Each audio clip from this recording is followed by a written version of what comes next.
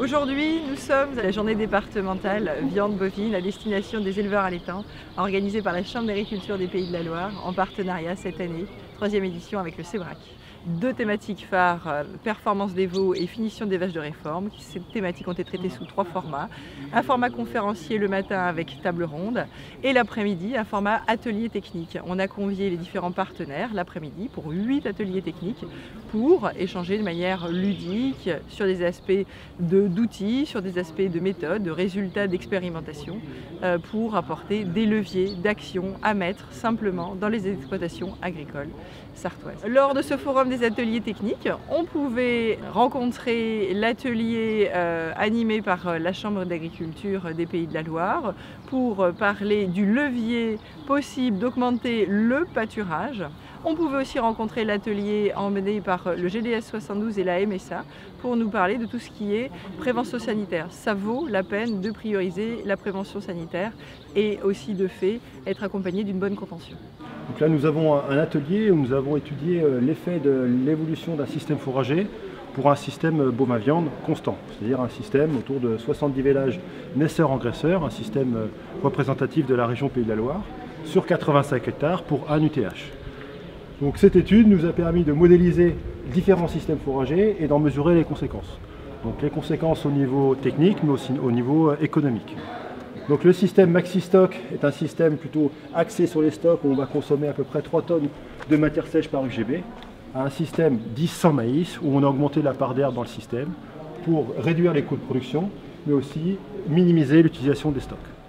Les résultats économiques montrent une nette amélioration de l'EBE. Donc on passe de 40 000 à 52 000 euros d'EBE. Donc une évolution de près de 8 000 euros d'EBE dans un système plus herbagé.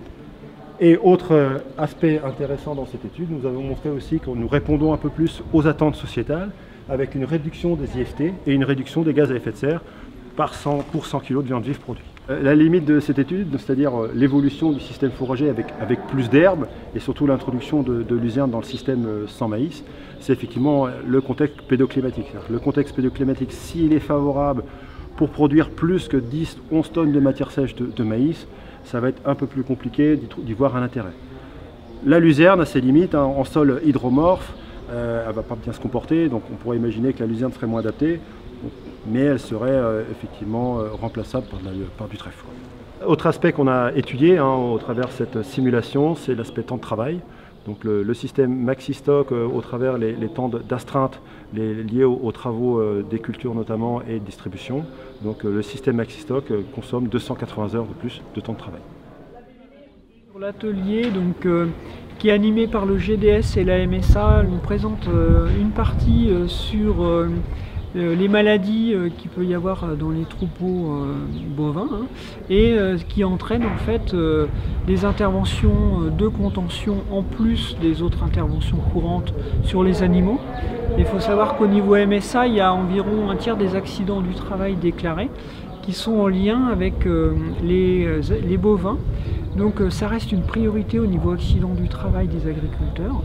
Et donc sur le GAEC, là on présente aujourd'hui par exemple une cage de contention qui est un outil en fait de travail. La contention, ça permet d'intervenir sur les bovins, de faire toutes les interventions, les soins, la manipulation, l'enlèvement, la livraison, etc. en sécurité. Alors cette cage-là, elle est utilisée par l'éleveur pour faire de la pesée. L'intérêt de la pesée, c'est qu'il va peser régulièrement ces animaux. Il faut savoir que les animaux, plus ils passent régulièrement dans l'installation de contention, moins ils auront peur, plus il va y avoir une circulation naturelle. Et en même temps, il va y avoir une bonne contention de chaque animal, c'est-à-dire qu'on peut bloquer les animaux les uns après les autres, tout en étant en sécurité, c'est-à-dire qu'on n'est pas au contact direct de l'animal.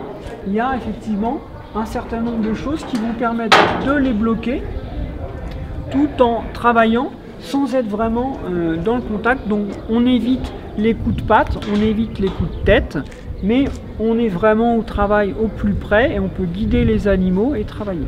Voilà. C'est un choix de contention mobile, on l'installe où on a envie sur l'exploitation. Après, il y a d'autres types d'installations qui existent en fonction de l'exploitation.